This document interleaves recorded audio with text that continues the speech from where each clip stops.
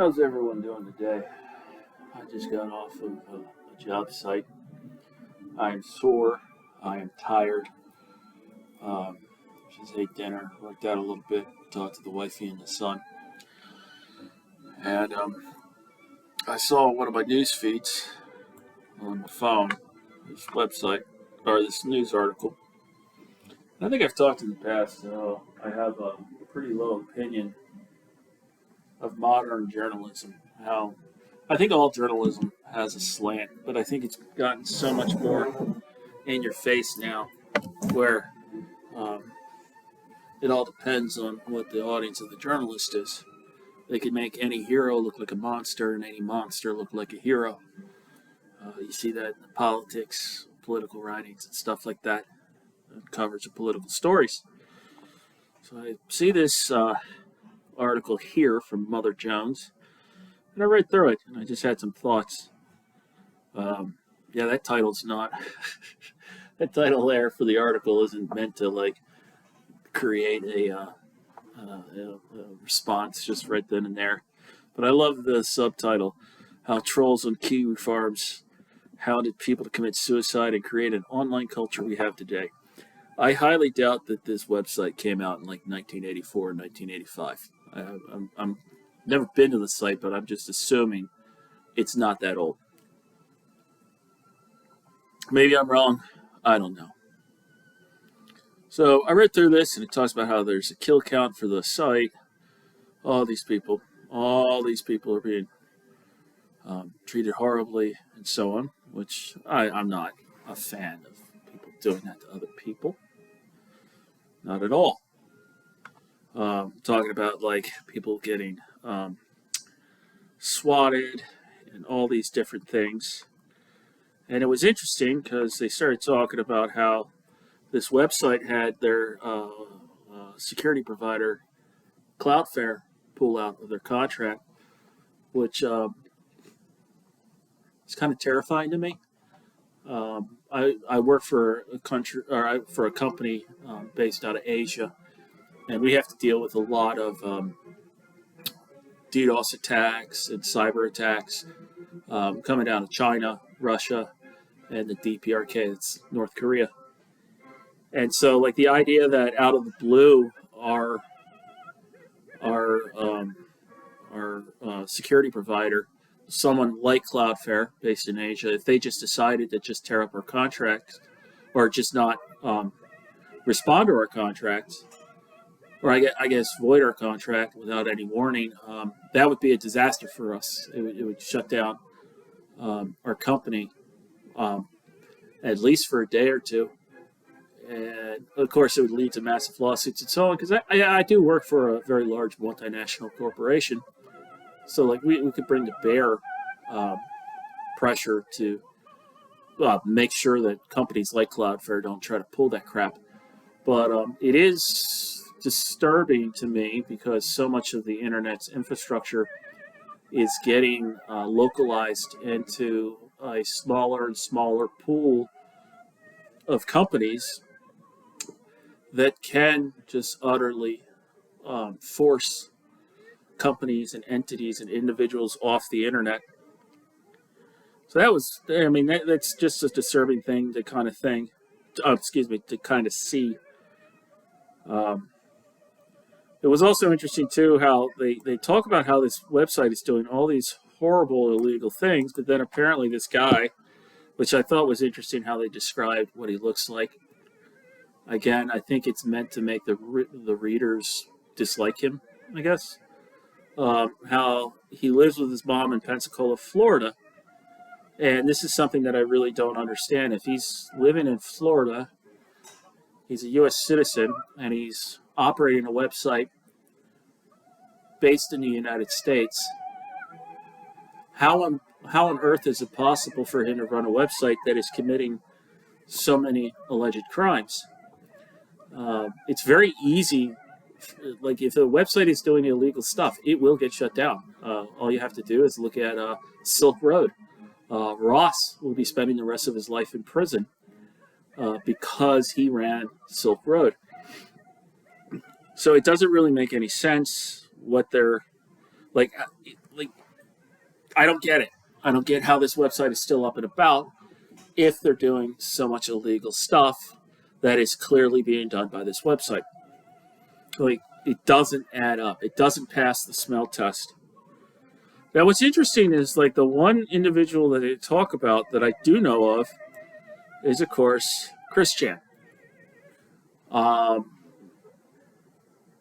I think it's amazing how they go to the trouble of making sure that they don't misgender or use the wrong pronouns. But even in their description, initial description of Christian, like, it's very obvious that he was a social menace, like a public menace. Where I remember when I first learned about him, like, the whole thing was he was constantly getting kicked out of, like, local video game stores and stuff, and he was banned from like different places because he would harass women nonstop. Obviously, the individual had some severe issues, and he was spending his entire life on the internet, which is not healthy or conducive to anyone at all. But the thing that's amazing to me is they never mention the fact that Christian is currently in jail, I believe, waiting trial because he raped his mother. Like, he raped his elderly, senile mother. They don't mention that whatsoever, and it's just like, that's kind of burying the lead right there. Like, that it's just weird to me because, again, it's a prime example where they're making this whoever this Josh Moon guy is to sound like a complete and utter horrible monster of a person, and they don't mention the one guy that they're also talking about sexually abused his own mother. Like, that's like something out of a horror movie. But again, it drives to my initial point that the media, a journalist typically, especially a national journalist like this, they will have an audience. They will make a hero into a monster and a monster into a hero. Now, I'm not saying this Josh Moon guy is a hero. I'm not saying that at all. I'm not saying that at all. But I have a hard time believing that this Josh Moon guy has done anything remotely close to raping his mother.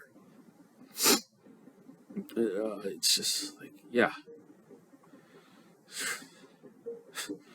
Yeah, he got banned from a community college. So they interview a couple of people, I guess, that have had issues with the site. Which, again, I don't think anybody should face harassment and stuff like that. But I also feel that there are things that people should do to be proactive. Like, I don't think people should be robbed and assaulted just walking down the street. But I also think that you should be proactive and not go into areas that you know are unsafe. A lot of stuff about swatting and so on. Talk about the different users, I guess, who also seem just as weird as the people that they don't like. But again, with like Cloudflare as a company, if you're a company that provides internet services to protect websites from cyber attacks, it is not a good look to arbitrarily tear up a contract without warning. Like a fire department shouldn't respond to a fire in homes of people who do not possess sufficient moral character. That's basically that's how they should operate. Like, I have a hard time believing that this site is worse than the Daily Stormer, which I've heard of before, or worse than 8chan. But I'm trying to remember. Yeah, so they flipped, or they ripped up their thing, And they talk about how this Moon guy supposedly has like up to $317,000 worth of Bitcoin.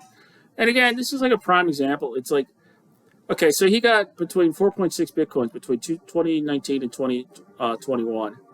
And the price of Bitcoin at its peak was $317,000. I don't believe for a moment this guy was able to convert all that into cash. Um, and again, if he could, why is he living in his mother's house in Florida? Um, I really don't know who pretty much any of these people are. But this is another one I loved. This Darlene person, she got male feces, and she remembered it was a bureaucratic hell to report it to authorities. We reported the police. The police said call the Postmaster General. The Postmaster General said call the FBI. The FBI said call the Postmaster General. Now, I have very limited experience with dealing with issues like this, I fully admit. However, since I'm a volunteer with the VA and my coworkers know that I was in the military, I remember one time I had a coworker ask me to, because his son was interested about going in the military.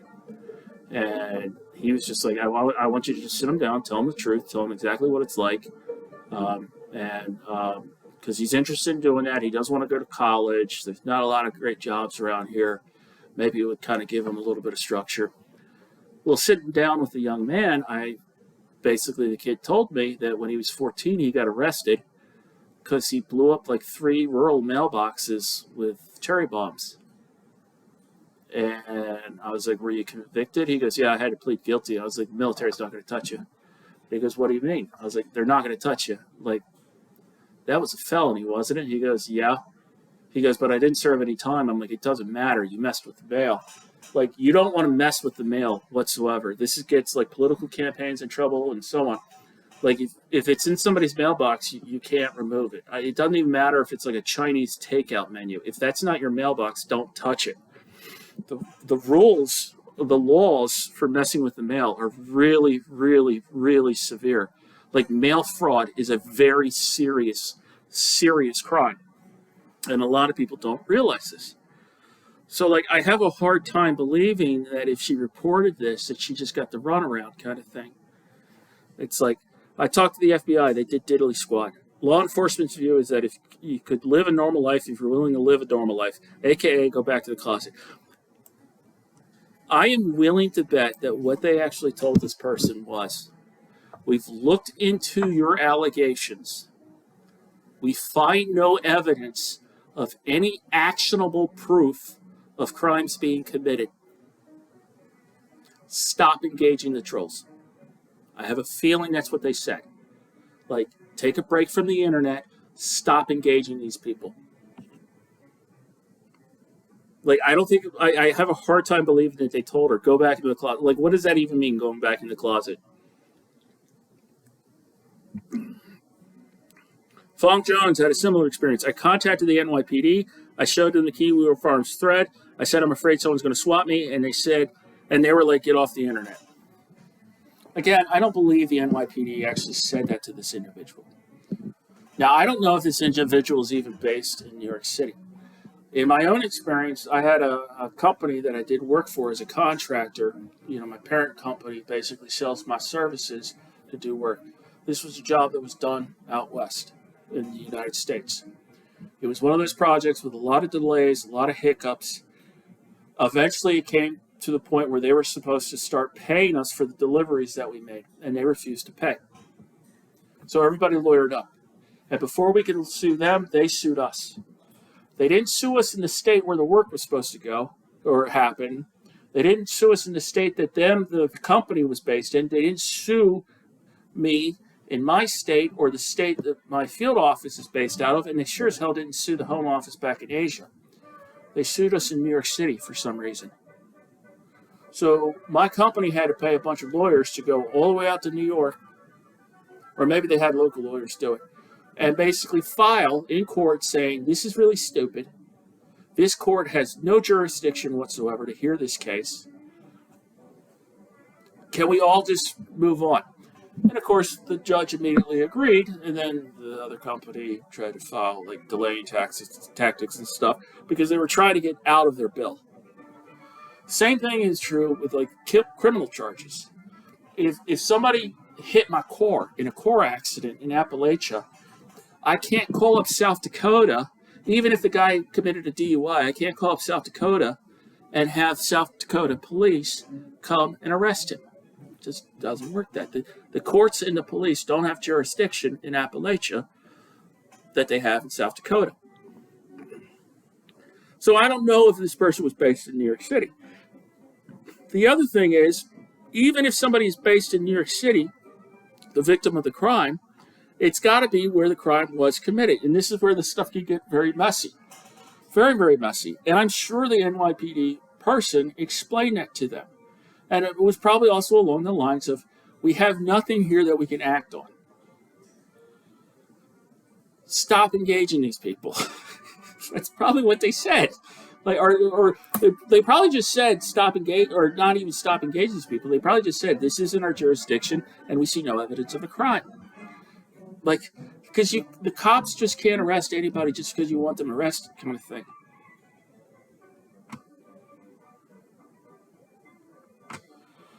It's just like, this is all just so. I don't understand like people that put their entire lives online. And I firmly believe that any human behavior you can get addicted to. For me, it was alcohol. Other people, it's drugs, it's smoking, it's cutting, bulimia, anorexia, gambling. Any repeatable human behavior can become addictive. And the same is true with the internet. There are people that put out way too much information and they live on the internet. The internet is their real life because their own personal lives or whatever. But it's like, that's not a healthy way to live. And what's amazing to me is a lot of people will get told, like, stop engaging trolls, stop putting out all this information, protect yourself. And you'll hear constantly from these folks, you're blaming the victim. And when I was going through my severe alcoholism, I cannot imagine if somebody actually sat me down and said, hey, Smith, you're drinking yourself to death.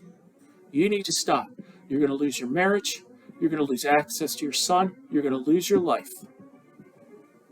I can't imagine turning to them and slurring out something along the lines of, you're blaming the victim. It's like, but that's kind of what it is. If you're addicted to the internet, like I totally believe that someone can be addicted to living online. It's just not healthy. And I'm willing to bet that a lot of these people on this Kiwi Farms thing are also addicted to being online. It's totally not healthy. And you need to protect yourself. If I thought for a moment that anyone could actually track down enough information from me being online to put my family at risk or put myself at risk, I would immediately delete everything I could find on the internet about me. I'd ghost the internet. I'd just stay off the internet. I would never come back on it. But the thing that amazes me, right? This author, or this journalist for Mother Jones, companies such as Cloudflare, Google, and others had an opportunity to lessen the impact of Kiwi Farms preemptively. They punted. What this guy is talking about is saying large corporations should have the right to basically shit all over basic American freedoms to sanitize the internet. It doesn't stop with objectionable material. It never does. Congress should pass stronger laws against online abuse. That seems unlikely. Yeah, because it turns into a First Amendment issue. I'm honestly surprised that they didn't bring up shredding Section 230. I'm really surprised. Because that's usually what ends up happening with these articles when they talk about how companies should be allowed to just shut down every quote-unquote perceived troll. A lot of the harassment I got was unquestionably a crime. It's a crime to tell someone every single day in lurid graphic details that you're going to murder them. If there was evidence of that, you would most definitely be able to file criminal charges against somebody. Absolutely. Absolutely. But the fact that you can't makes me kind of believe that there is no evidence of this happening. I'm just sorry. But with this paragraph here, this entire, well, I would say up to here, this paragraph here is completely counter to this. Mother Jones was founded as a nonprofit in 1976 because we knew corporations and billionaires wouldn't fund the type of hard-hitting journalism we set out to do. And this article is calling for large corporations and billionaires to crank down on speech on the internet. And again, you want Google to crack down on trolls? You give Google the ability to do that, you'll be surprised what they decide is trolling. It'll probably end up being any kind of article that you try to write about Google that's problematic for Google. Now they're, you know what? Reported about a sexual harassment case that we try to cover up at Google corporate. That's hate speech. That's a problematic thing. We're gonna make that go away from the search engine, and so on. Like, I'm amazed. This is a journalist, a supposed journalist that is calling for the government and for corporations to basically neuter our rights. And again, I don't believe in harassing people online. But I'm sorry, it doesn't pass the smell check that a U.S. site based in the United States, run by an American who's apparently based in Florida, how the frick is his site still up? How the frick is his site still up? If any of the stuff that they claim is what is actually happening. And I don't understand anybody who's a journalist calling for corporations to have this level of control. It's frightening. It's absolutely dystopian and frightening. But I digress. That's my rant for the day. I'm going to log off the internet and probably go to sleep because I got to get up early in the morning. Y'all take care of each other. Ciao.